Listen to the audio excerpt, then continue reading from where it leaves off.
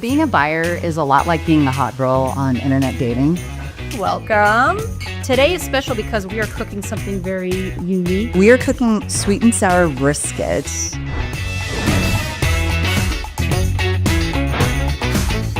I can almost guess which vendor got to them first. It's like the RFP or whatever their process is, it reads exactly like vendor X or vendor Y. Did we do enough? Did we get the balance right? Everybody screws up. It's fine to screw up. And what we try and actually turn into procedure internally is never screw up in the same way twice. I try to do a lot of events where, I hang out with my community and we talk a lot because I'm learning from them. Some of our customers have been doing business with us for 25 years. And when you ask them why, they often use terms like, you guys share the pain. I make my team do stuff which I really hate, and then they tell me thank you later.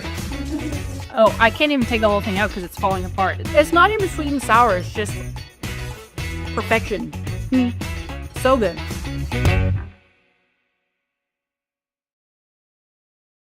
Welcome to another episode of Cooking with CISOs. Today I have two very special guests in the kitchen with me. I have the one and only Erik Montcalm and the one and only Susanne Senoff. Well, hi to the show.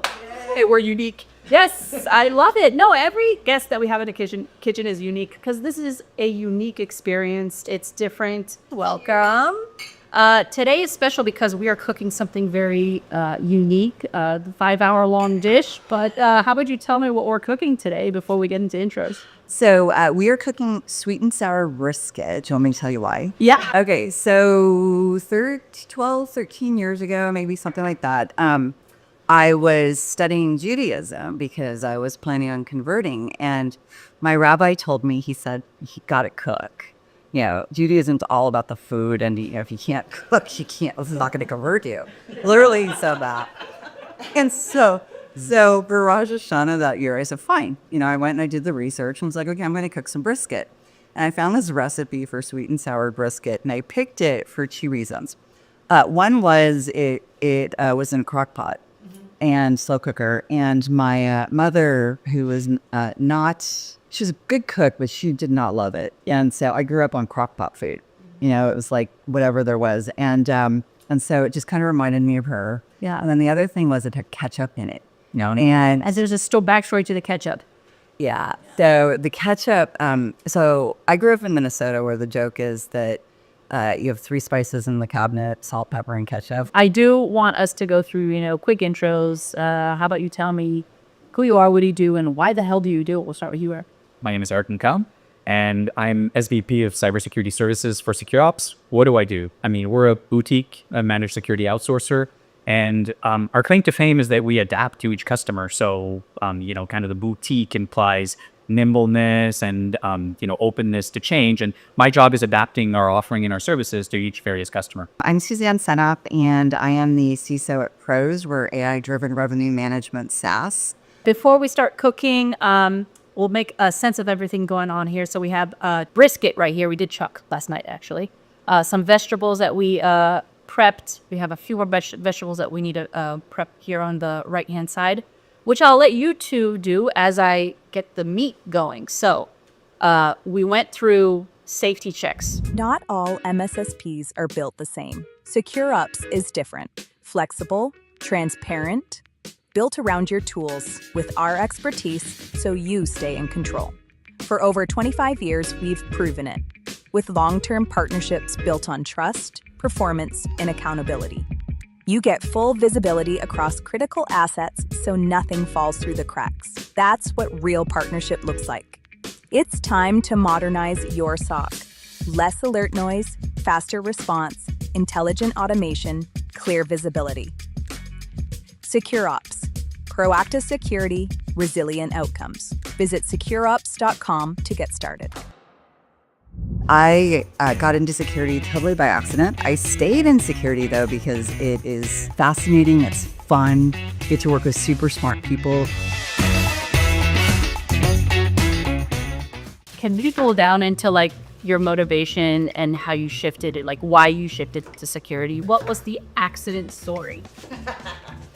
So my first husband and I were living in New York City, and I got laid off from the financial crisis.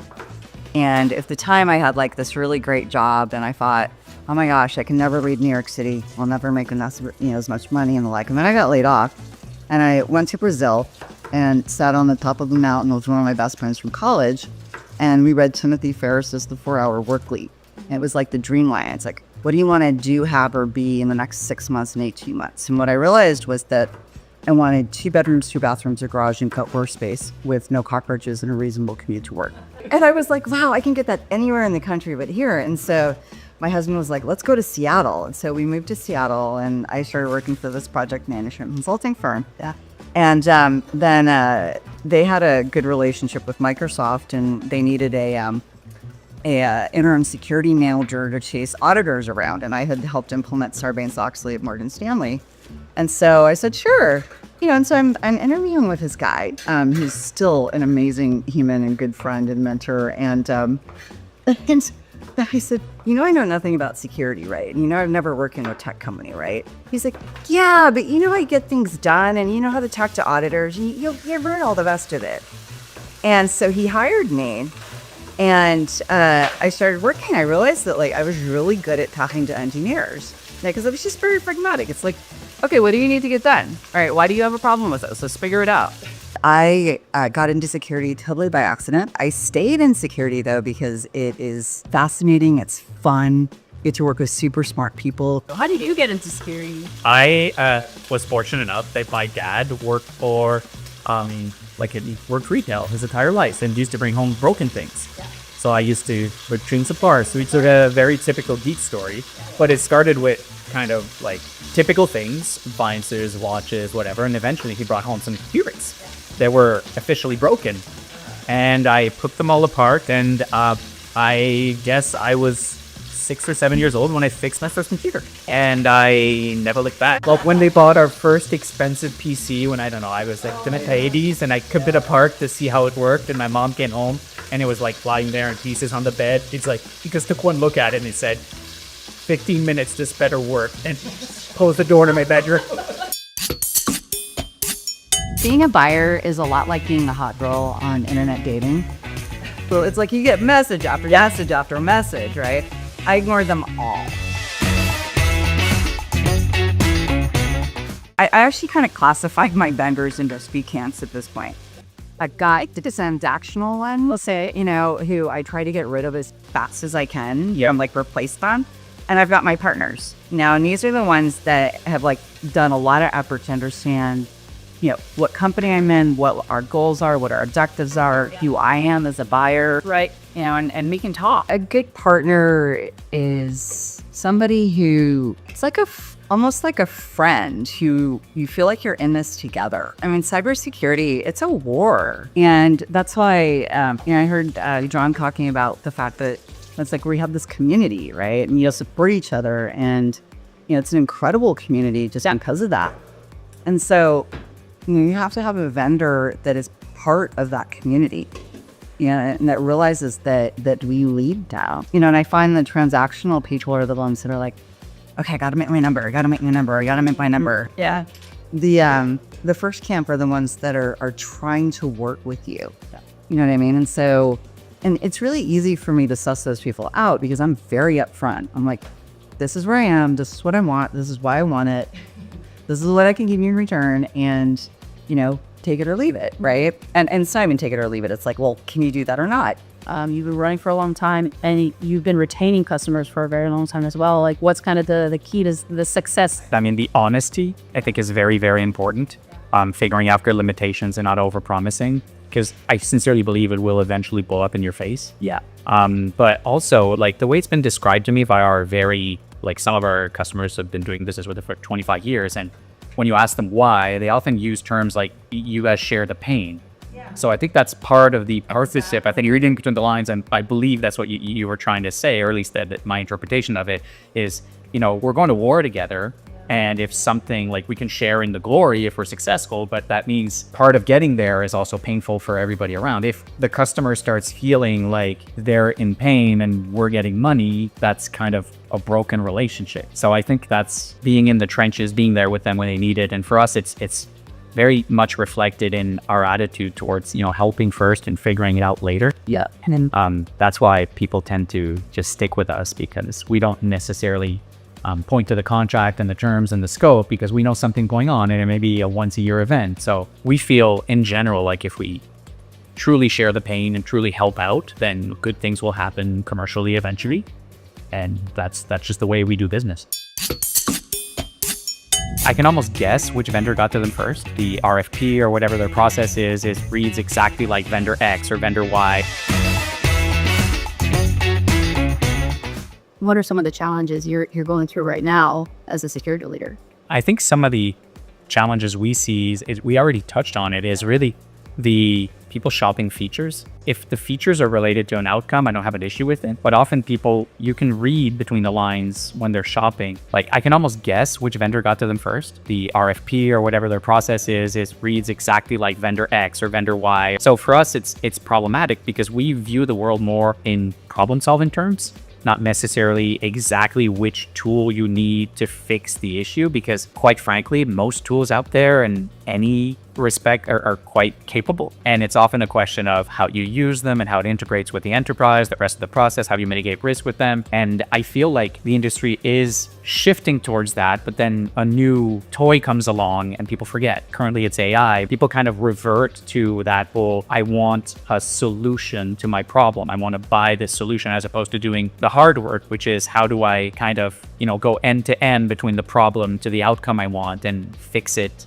because that's hard. What I love about what you do is how well you guys lay out the process of working together, the steps that you have to take. Can you take me through what that looks like, and also kind of new developments, with the E5 launch? When we assess customers, they often have multiple tools that do the same thing, and then we realize they're also licensed with the Microsoft tools that do exactly that. So it very often, when people ask us for assessments, they're triple licensed, like on the EDR side, on the identity side, we're actually, the program you're talking about is really our attempt to convince customers. In a world where, budgets are not unlimited, sometimes it makes sense to optimize what you already have. So leveraging the Microsoft tools, if they fit your requirements, is usually a very, very good idea. But more than that, they're often looking for a roadmap, as opposed to what can you fix tomorrow or what can you fix this quarter. My vendor partners, same thing. And talking to them, it's like, where do we sit?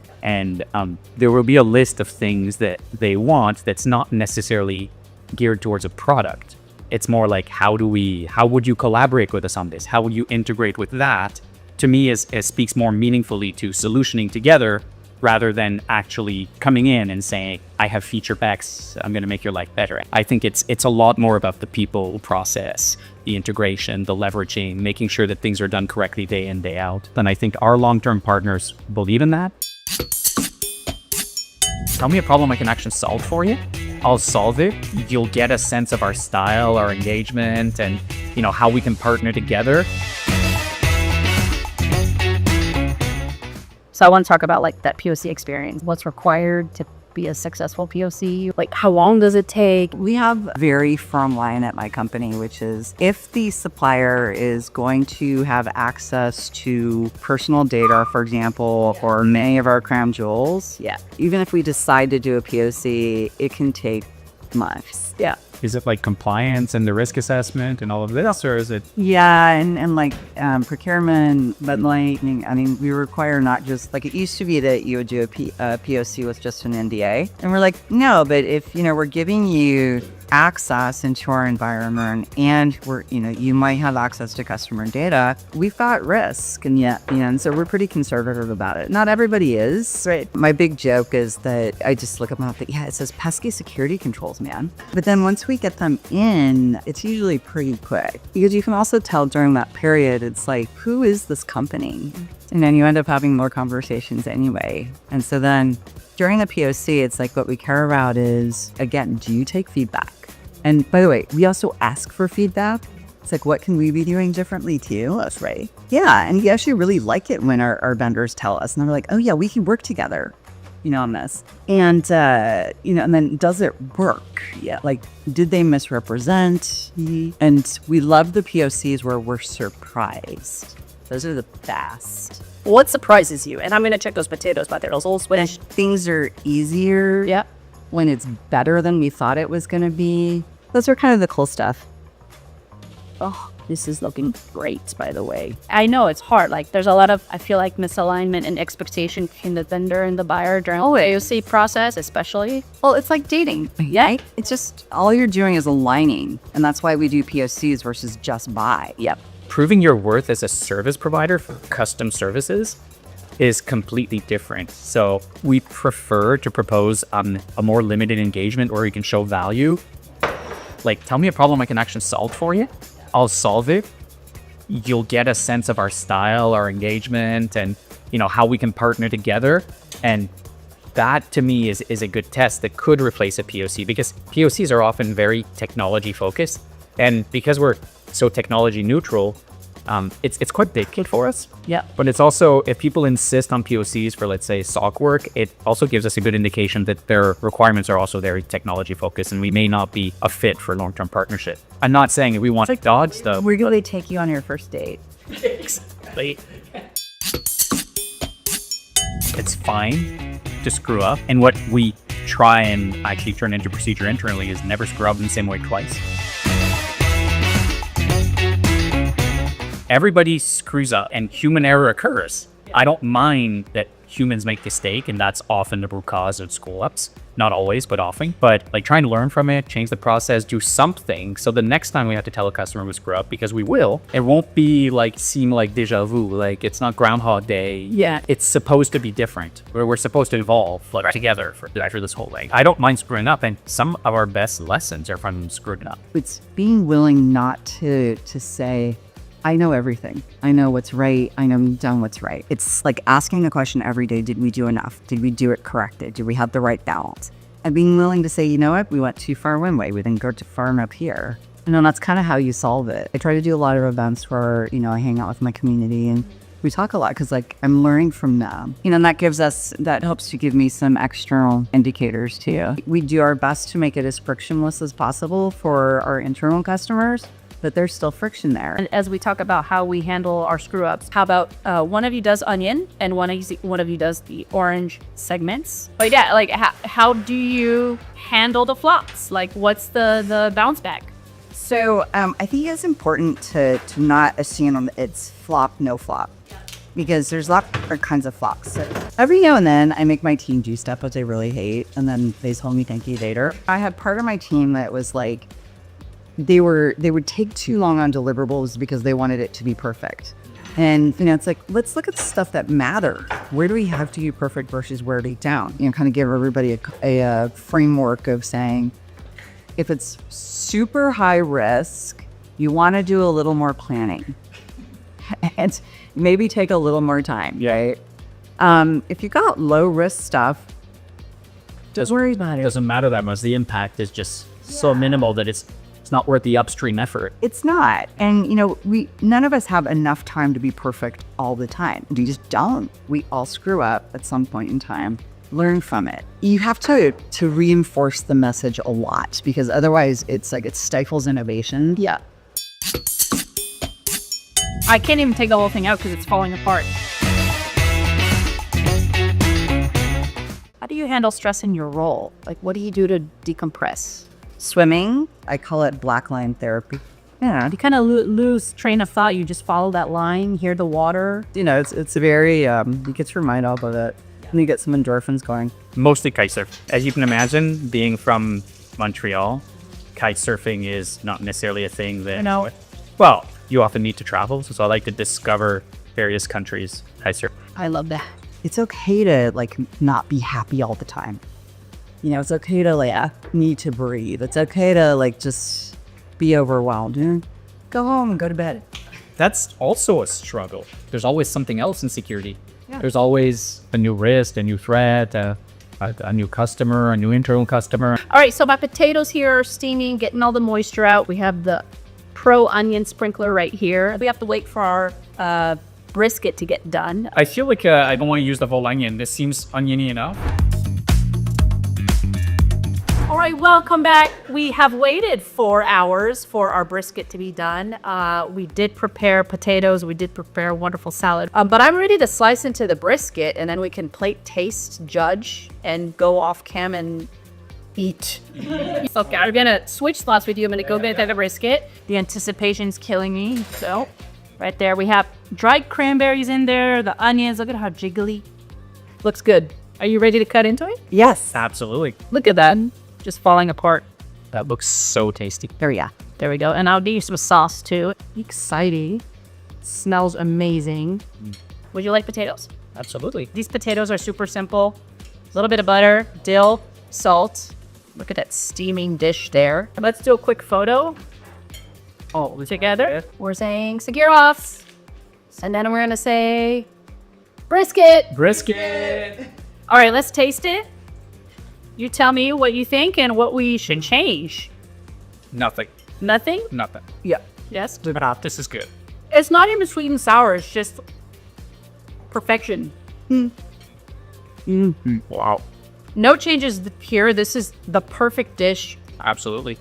It was an absolute pleasure having the both of you on today. I really appreciate Thank you for having us. Thank you to our partners, SecureOps, for sponsoring this episode. This has been really exciting to talk about how you're helping the community and working with customers. If you're interested in joining us on Cooking with CISOs, visit us at cookingwithcisos.com. Thank you for joining us today. Happy eating. Happy eating. Woo! Nice day. Wow.